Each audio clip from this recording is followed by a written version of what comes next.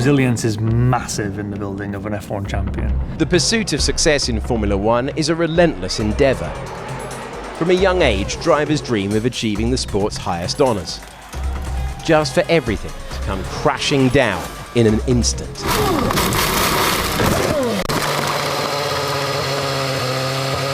Who wants to go back in a sport where you nearly died? From car failures to ruined opportunities, and the crashes that almost put an end to everything. The mind of a Formula One world champion has to endure setback after setback, long lists of close shaves, and rise above it all. Only then can they realise that childhood dream and make it their reality.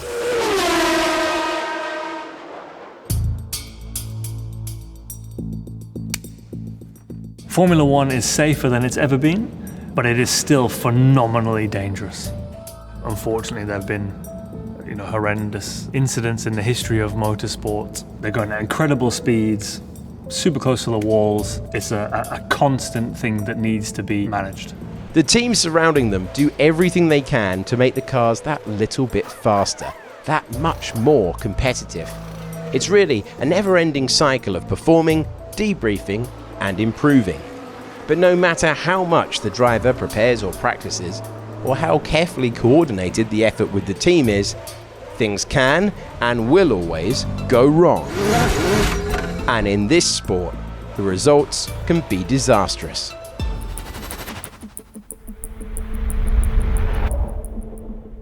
'95, McLaren, I was I think 27 years old. The car was not good at all. It was really tough year.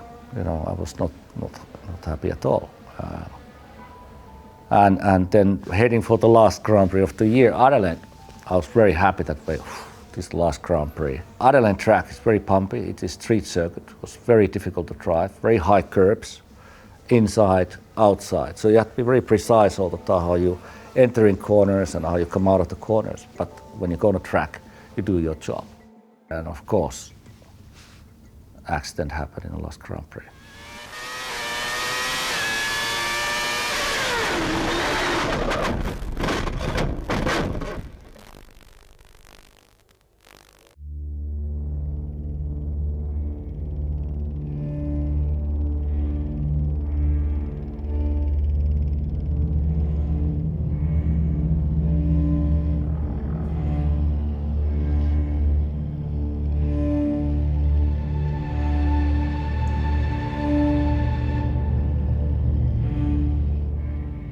Of course, you are waking up in a hospital. You have pipes everywhere, all kinds of things in your body. Who I see first in front of me was Lisa Dennis. That time, Ron Dennis's wife. And I thought it was an angel. I thought I was in heaven. Then looking around, okay, and it was not a very pleasant moment. It was just awful, Of course, you move your feet, you move your fingers. Oh my God, they are moving. All right, I can see, I can hear. Other side of the face was paralyzed because I cracked my skull. Nighttime, they have to tape your eyes because they don't stay closed. When I joined the Formula One, I knew that these are part of the journey. It can happen. So I was just happy to be alive. When I get back to Monaco, I was just like, this is it. Just staying here and doing, nothing. I started looking back and said, hold on a second. I started when I was 6 years old, working hard all the time, developing my career, my driving. I said, no way, I cannot stay home and just start watching all day long EastEnders. I cannot end up like this my career. I don't want people to remember that, oh, Mika had a crash and now he disappeared. Look at that. He's passed at least 4 drivers. I couldn't go for it. Mika Hakkinen takes the lead. Mika Hakkinen from Finland, the world champion. Fortune favours the brave, and that's a brilliant piece of stroke from Mika. I think he's saying, I'm going to enjoy this, and that's what he's enjoying.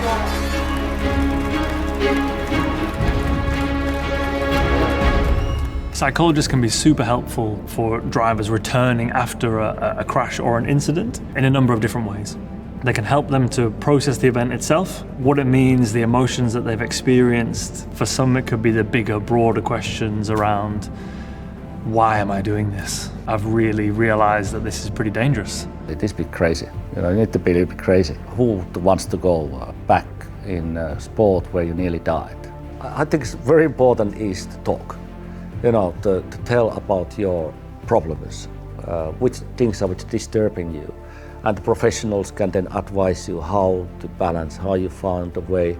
That way your mind is clear. The psychologist can be a safe place where they can express some of their doubts and fears and worries. One of the really important things that we'll do is preparation. So we'll go through scenario prep before they get back into the car. What are some of the challenging emotions that you might experience? Some of the doubts or worries or concerns? Because if we can process them and go through them and prepare for them now, then they're less likely to be an issue in the moment. Is that a realistic, rational truth, or is that just a thought? So there's some of the options that we would help a driver to refine their skills on so that they can manage the comeback from a challenging scenario.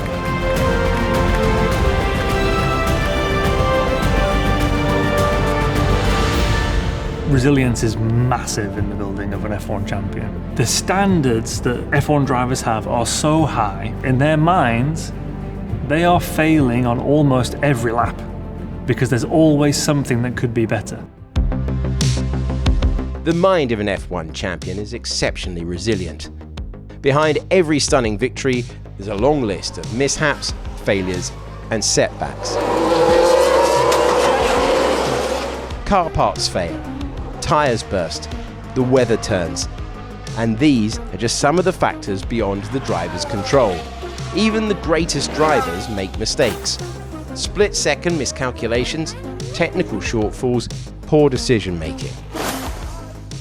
There are so many different things that could contribute towards a crash or a failure. It could be a mechanical issue, it could be another driver, but it can also be an individual error. If it feels like everything is going wrong, it's really important to be able to focus on the most important thing right now that they can control. With everything going on, what's the thing that I can influence? And for their focus to be on that.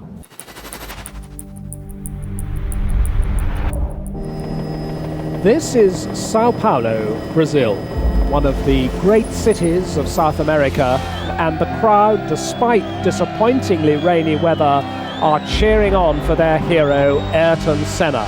It's always good to be home, but it's extra pressure, of course. I like very much to win here if I can. I've been near to do it many times in the past, but for a number of different reasons we weren't able to do it, so let's hope this weekend we can do something better.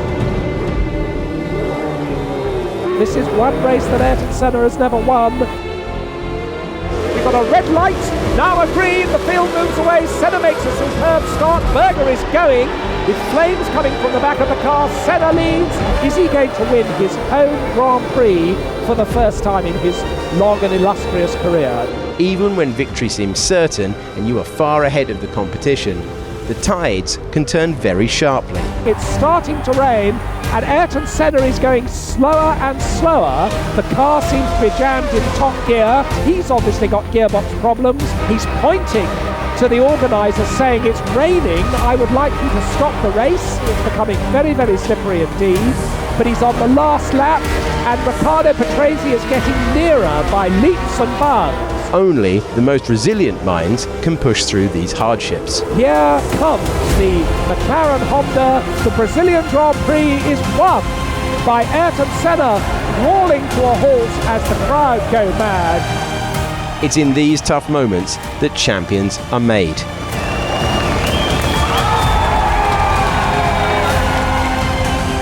It's a great day for me. I've been very near to win the Brazilian Grand Prix many other occasions, but for different reasons we were never able to do it. And today is a memorable day in my career, in my life, and it's a super day. I'm over the moon. It's critical for a driver to be able to move on from the challenge that they've just had as quickly as possible. There are a few things that influence resilience levels. Having a really good support network is really important. Preparation before an incident is also really important, and that's something that I'd look to focus on with the driver. What could be a challenge that we might face in this race weekend? If that happens, what would your ideal response to that be? Because if we can kind of train the brain to deliver that ideal response, it's more likely that we'll do that under pressure when everything goes wrong. And Hamilton is winning the Grand Prix, but look at the state of that Mercedes car. Hamilton's tyre's gone, the gap between Hamilton and Verstappen going down all the time. But for Lewis Hamilton, the checkered flag will come in the nick of time. It's Lewis Hamilton who takes the race. What a dramatic end to a British Grand Prix here at Silverstone. The life of an F1 driver can be really stressful. There's huge amounts of criticism, judgment, they're in the public eye, and it's important to be able to manage that. Being in front of the world comes with pressure of a different kind. The scrutiny, debate, conversation and criticism is relentless. Dealing effectively with the never-ending off-track storm is a key part of the champion's mentality. It's just been a bit trickier this weekend. Is that something you agree with? I guess so, yeah. As an F1 driver, there is a huge amount of external attention, of judgment, of criticism, of scrutiny. There are some positive elements, there are lots of challenging elements, but it is something that they have to accept and understand.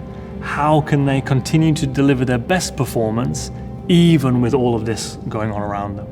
What I think is really important for them to know is whose opinions or judgments do they really value. It's important that you've got a really good understanding of who you are, your purpose, your identity. You have a strong sense of self, so when you do experience criticism from different angles, you can roll with that okay.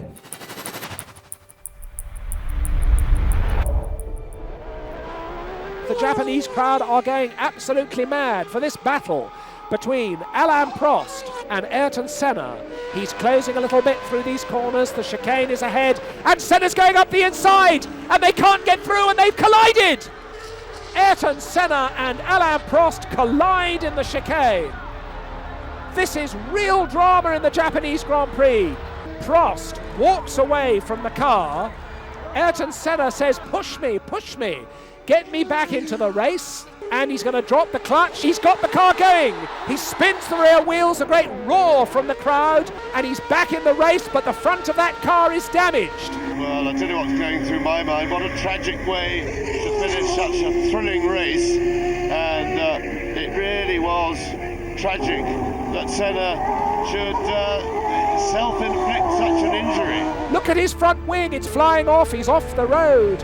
And no doubt Alain Prost will not be at all happy with the results, or indeed with Ayrton Senna's manoeuvre. The problem with Ayrton, he can't accept not to win, and he can't accept that somebody resists by an overtaking maneuver. To be very honest, I mean, I'm quite happy to leave, because I think it becomes absolutely impossible to work with Ayrton, and that's a good end of championship. They start to have some of these reflections or thoughts or conversations around actually who am I and what's my purpose and what am I about. They're under such intense levels of scrutiny that most people in normal life aren't. It's helpful to try to accelerate some of this sense of self. By being a racing driver, you are under risk all the time. And by being a racing driver means you are racing with other people. And if you no longer go for a gap that exists, you're no longer a racing driver. What's really important is to understand, again, who you are, your values, what's important to you, your sense of self, and to get your sense of worth from the people closest to you. When all the dust settles, they get back in the car, pick themselves up, and go again.